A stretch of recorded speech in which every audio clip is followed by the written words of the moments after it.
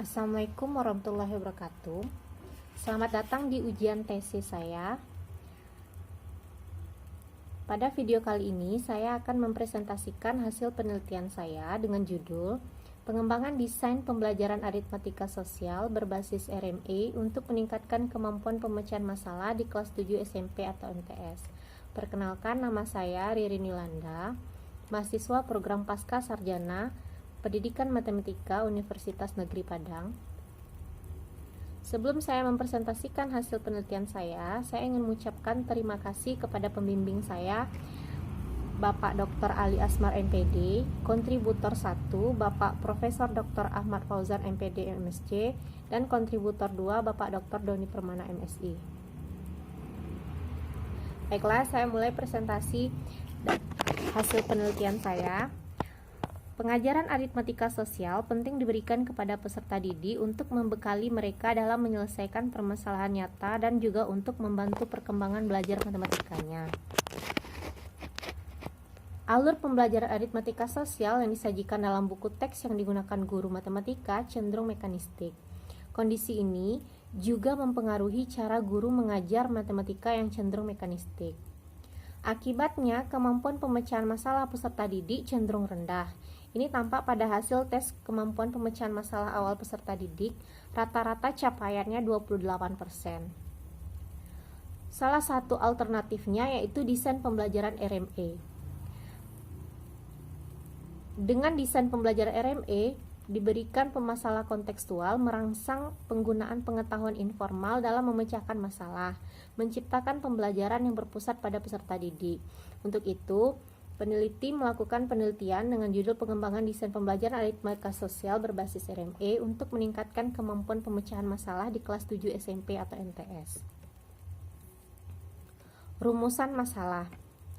Bagaimana karakteristik desain pembelajaran berbasis RMA, topik aritmatika sosial untuk peserta didik kelas 7 SMP yang valid dan praktis? Kemudian, bagaimana dampak potensial dari desain pembelajaran topik aritmatika sosial menggunakan pendekatan RMA terhadap kemampuan pemecahan masalah peserta didik kelas 7 SMP? Sedangkan tujuan penelitiannya yaitu mendesain alur pembelajaran berbasis RMA topik aritmatika sosial untuk peserta didik kelas 7 SMP yang valid dan praktis. Kemudian mendeskripsikan dampak potensial dari desain pembelajaran berbasis RMA untuk topik aritmatika sosial terhadap kemampuan pemecahan masalah peserta didik kelas 7 SMP. Spesifikasi produk yang diharapkan yaitu produk yang dihasilkan nantinya ada 3, yaitu HLT, buku guru, dan buku siswa. Buku guru dan buku siswa memuat sebagian HLT, yaitu aktivitas yang dilakukan peserta didik.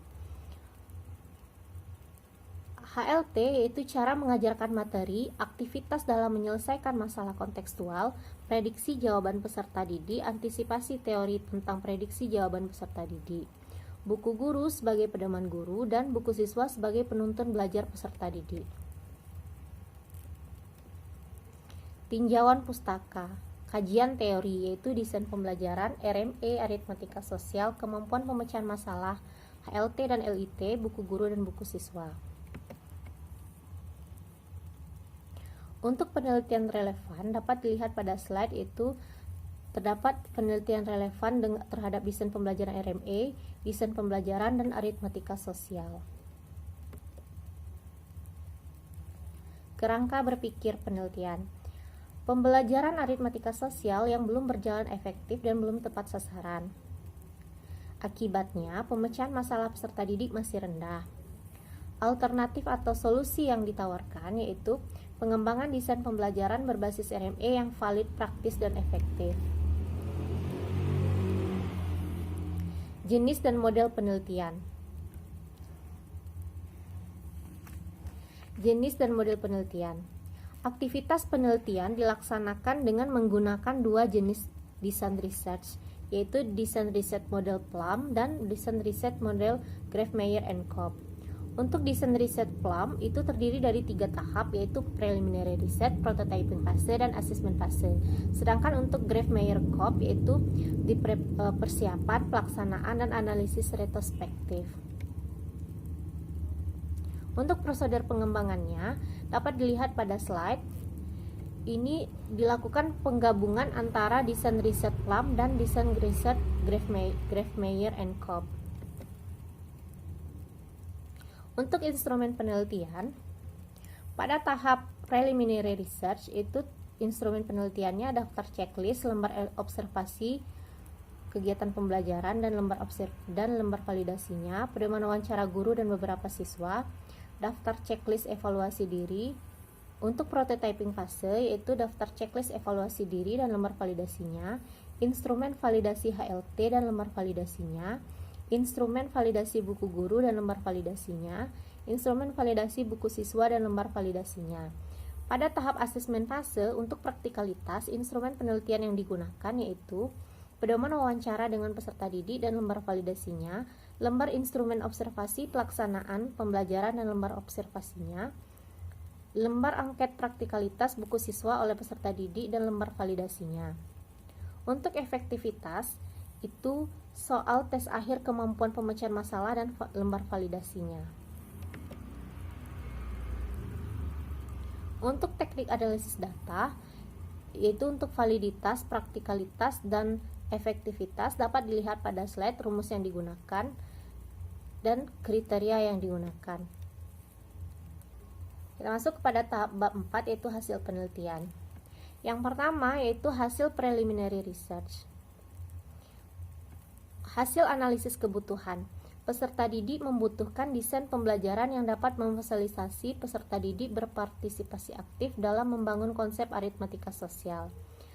Pada analisis kurikulum, aritmatika sosial memiliki 2 kompetensi dasar yang dijabarkan dalam 7 indikator. Untuk analisis konsep, itu untung, rugi, impas, dan persentasenya, diskon pajak, terus bunga tunggal, bruto, nuto, dan taraf. Karakteristik peserta didik. Kemampuan pemecahan masalah peserta didik rendah. Umur peserta didik berkisar antara 12-13 tahun yang sudah masuk pada tahap operasional formal. Peserta didik memiliki rasa ingin tahu yang tinggi. Peserta didik lebih suka berdiskusi atau berbicara dengan teman sebangku, dan peserta didik dominan suka dengan warna biru. Hasil prototyping fase.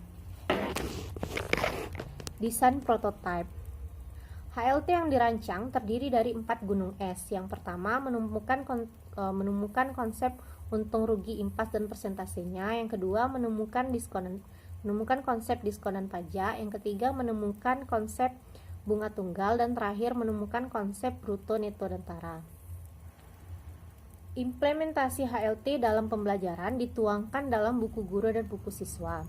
Komponennya mengadopsi dari mix pada bab graphing equation dan dikombinasikan dengan penulisan buku Diknas. Pada hasil prototyping fase yaitu dilakukan evaluasi formatif, yaitu validasi ahli dan praktikalitas. Untuk validasi ahli, HLT nilai validasinya 3,5 dengan kriteria sangat valid. Buku guru nilai validasinya 3,6 dengan kriteria sangat valid, dan buku siswa nilai validasinya 3,6 dengan kriteria sangat valid. Hal-hal yang diperbaiki atas saran validator yaitu yang pertama masalah kontekstual yang dirancang, kemudian rasional HLT diperbaiki, revisi pada antisipasi terhadap jawaban peserta didik, prediksi dan antisipasi yang dirancang secara konseptual. Pada buku guru dijabarkan kegiatan apa saja yang dilakukan untuk kegiatan pendahuluan, kegiatan inti, dan kegiatan penutup. Pada buku guru dilakukan revisi pada surat untuk guru, tata letak gambar, warna, garis tepi halaman, serta sampul. Pada buku siswa dilakukan revisi pada surat untuk siswa, tata letak gambar, warna, garis tepi, sampul, serta lembar kerja peserta didik. Desain cover buku guru dan buku siswa diperbaiki. Kata yang digunakan disesuaikan dengan kaidah bahasa. Untuk praktikalitas, yang pertama one-to-one evaluation. Berdasarkan hasil uji coba yang dilakukan untuk setiap aktivitas pada one-to-one, diperoleh secara umum Peserta didik memahami isi dari buku, walaupun terdapat beberapa hal yang harus direvisi, yaitu sebagai berikut. Yang pertama, menambahkan prediksi pada aktivitas 1.1 beserta antisipasinya. Ini dilakukan karena terdapat prediksi yang tidak tercantum pada HLT. Yang kedua, masalah kontekstual 1.2, 2.3, dan 3.2 diperbaiki dengan menambahkan petunjuk soal untuk memfasilitasi vertikal matematisasi untuk masing-masing konsep. Yang ketiga, petunjuk soal aktivitas 2.2 diperbaiki karena kurang tepat digunakan. Ini dikarenakan pada saat kegiatan one-to-one pada aktivitas 2.2, maksud soal yang peneliti rancang bermaksud agar peserta didik dapat menyimpulkan apa itu PPN. Namun, dari jawaban-jawaban peserta didik pada saat one-to-one hanya terfokus pada alasan kenapa uang yang dibayar ayah lebih besar. Kemudian yang keempat, masalah kontekstual pada aktivitas 4 diganti dikarenakan media dan alat yang digunakan tidak tersedia. Kemudian untuk poin 5, 6, dan 7 merupakan revisi yang dilakukan atas dasar wawancara dengan peserta didik. Yang kelima yaitu revisi tata letak buku siswa. Kemudian perubahan nominal harga jual jeruk dan banyak mangga yang busuk pada aktivitas 1.1 dan perubahan nominal harga 2 jenis TV pada aktivitas 1.2.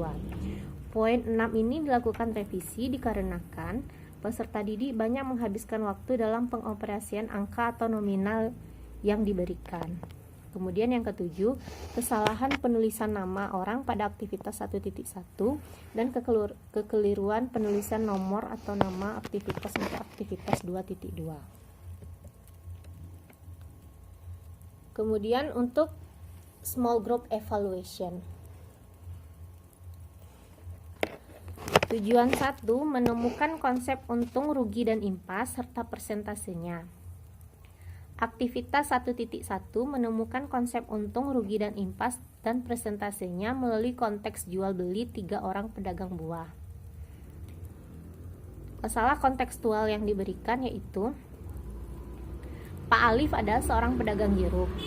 Ia membeli jeruk sebanyak 40 kilo seharga 250.000. Kemudian 30 kilo jeruk berukuran lebih besar dijual dengan harga 8.000 per kilo dan sisanya dijual dengan harga 6.000 per kilo. Pak Chandra adalah seorang penjual apel. Ia membeli apel sebanyak 30 kilo dengan harga keseluruhan 450.000. Setelah dijual kembali, ternyata berat apel tersebut hanya 25 kilo. Pak Chandra menjual apel-apel tersebut dengan harga 18.000 per kilo. Pak Beni adalah seorang pedagang mangga. Ia membeli mangga sebanyak 50 kilo dengan harga keseluruhan 400.000. Mangga yang dibeli Pak Beni ternyata busuk sebanyak 10 kilo dan masih bagus dijual dengan harga 10.000. Di antara ketiga pedagang tersebut, siapakah yang memperoleh keuntungan, kerugian, dan impas? Berapakah persentase keuntungan dan kerugian yang diperoleh? Jelaskan langkah penyelesaian yang Ananda lakukan. Pada awal aktivitas, kedua kelompok tidak memiliki ide penyelesaian. Kemudian peneliti memberikan probing question agar peserta didik melihat permasalahan untuk masing-masing kasus, Pak Alif, Pak Beni, dan Pak Chandra. Peserta didik setelah diberikan probing question, peserta didik mendapatkan ide penyelesaian. Untuk kelompok 1 menggunakan harga jual dan harga beli keseluruhan. Dan untuk kelompok 2 menggunakan harga jual dan harga beli per kilogramnya. Dalam menentukan persentase keuntungan dan kerugian, pada aktivitas 1.1, peserta didik tidak memiliki ide penyelesaian. Untuk itu, guru memberikan probing question sehingga peserta didik dapat menentukan persentasenya. Tampak terlihat pada slide, kelompok 1 dan 2 menggunakan harga beli dalam menentukan persentase keuntungan dan kerugiannya. Aktivitas 1.2 menggunakan konsep untung, rugi, impas, dan persentasenya dalam menentukan pilihan melalui konteks memilih satu jenis televisi. Pak Andi harus memilih satu jenis TV untuk dipasok di tokonya dalam partai besar dengan jumlah modal yang telah ditetapkan. Namun ia bingung menentukan pilihannya. Dapatkah Ananda membantu Pak Andi menentukan satu jenis TV untuk dipasok di tokonya agar mendapatkan keuntungan yang lebih banyak? Jelaskan jawaban yang Ananda peroleh. Dari jawaban A dan aktivitas 1.1 sebelumnya, jika HB menyatakan harga beli, HJ menyatakan harga jual, U menyatakan untung, dan R menyatakan rugi. Untuk menentukan seseorang mengalami untung, rugi, dan impas, bagaimana cara menentukannya, dan besar keuntungan atau kerugiannya, bagaimana pula cara menentukan persentase untung dan rugi. Jelaskan secara rinci untuk masing-masing kondisi. Di sini tampak bahwa kelompok 1 dan kelompok 2 hanya menghitung berdasarkan keuntungannya saja dalam menentukan jenis TV yang dipilih. Untuk mengantisipasinya, guru memberikan probing question bagaimana untung yang didapatkan untuk masing-masing merek TV jika modal yang diberikan ditetapkan sebanyak 5 juta. Ini probing question yang guru berikan. Sehingga kedua kelompok mendapatkan ide bahwa tidak cukup hanya membandingkan besar keuntungannya saja, melainkan ia juga harus membandingkan persentase keuntungan masing-masing jenis televisi. Setelah mendapatkan ide penyelesaian, terlihat bahwa bagaimana ide penyelesaian dari tiap-tiap kelompok. Keduanya menentukan besar persentase keuntungan untuk semua jenis televisi dan memilih TV A sebagai persentase terbesar dan TV A yang dipilih.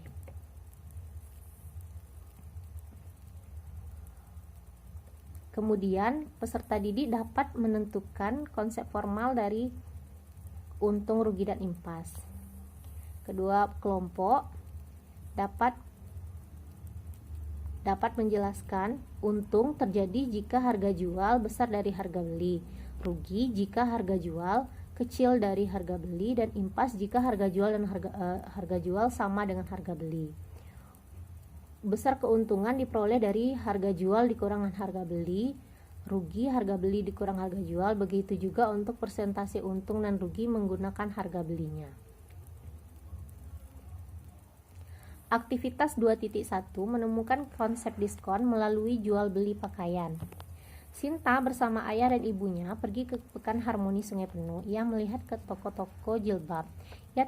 Ia melihat ke toko jilbab. Ia tertarik pada dua jenis jilbab.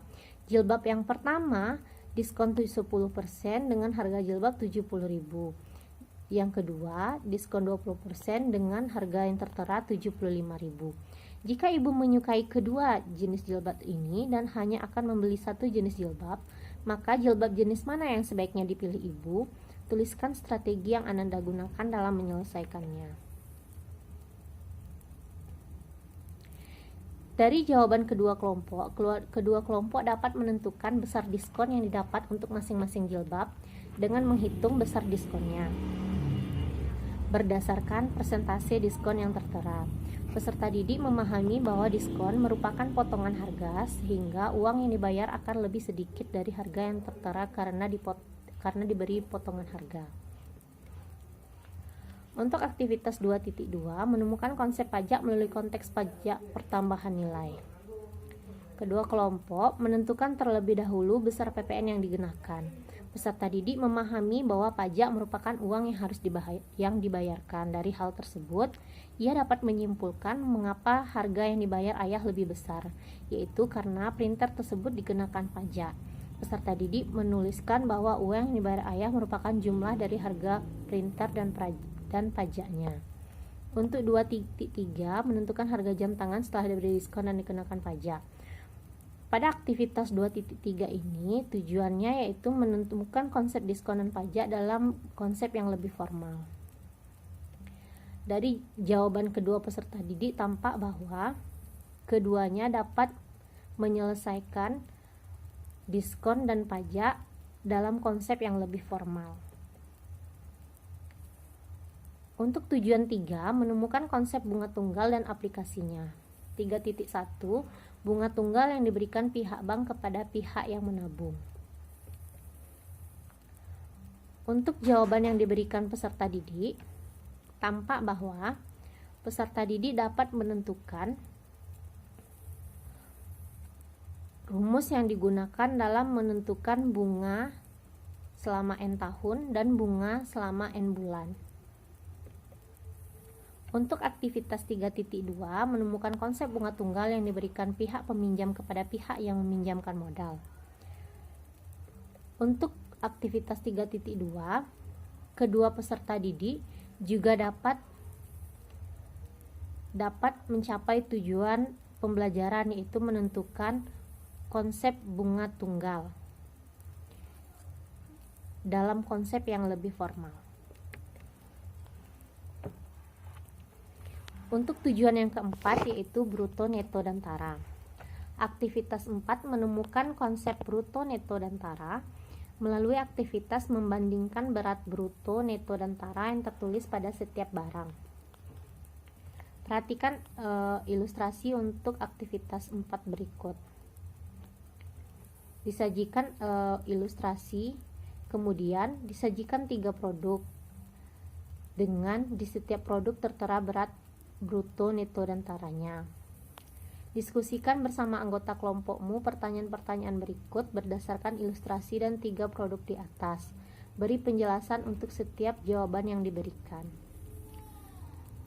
Apa yang dimaksud dengan bruto, neto, dan tara yang tertera pada setiap produk? Bagaimana hubungan ketiganya? Neto dan tara biasanya dinyatakan dalam bentuk persen. Tentukan persentase neto dan taranya untuk masing-masing produk. Kemudian berdasarkan jawaban B, C, jika B menyatakan bruto, N menyatakan neto, dan T menyatakan tara, tentukan kembali hubungan bruto, neto, dan tara, serta persentase neto dan persentase tara.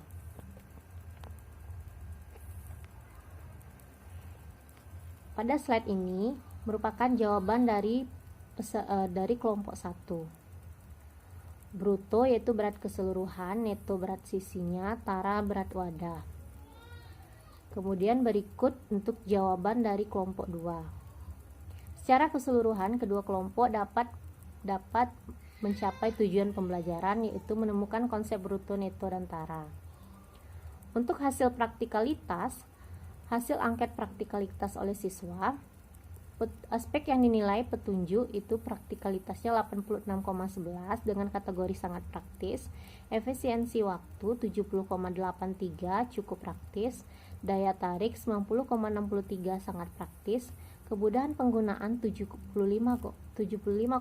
praktis, kemudian manfaat 85,83 sangat praktis. Secara keseluruhan nilai praktikalitasnya 81,47 dengan kategori praktis.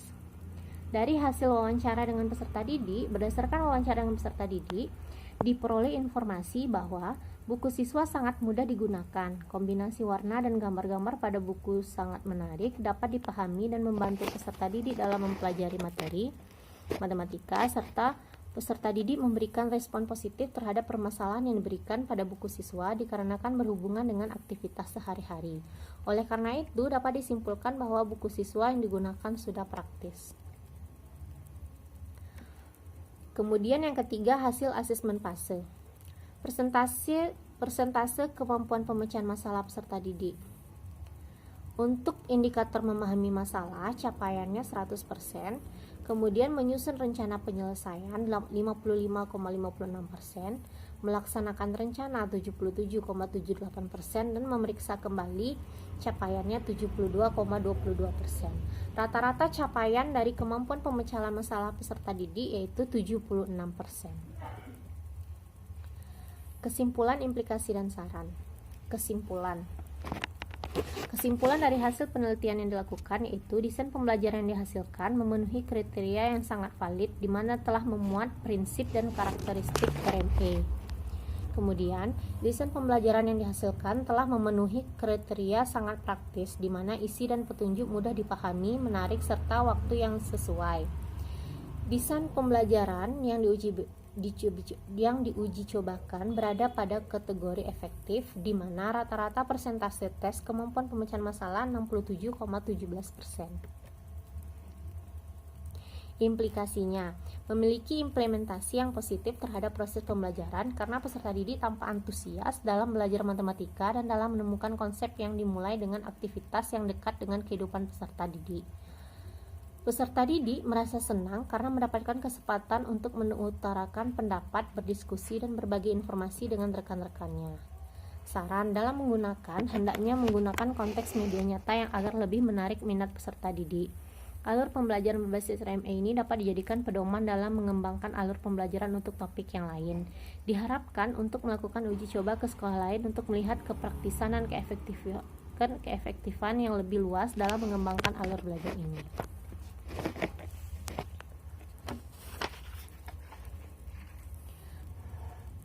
Baiklah, sekian presentasi dari saya. Assalamualaikum warahmatullahi wabarakatuh.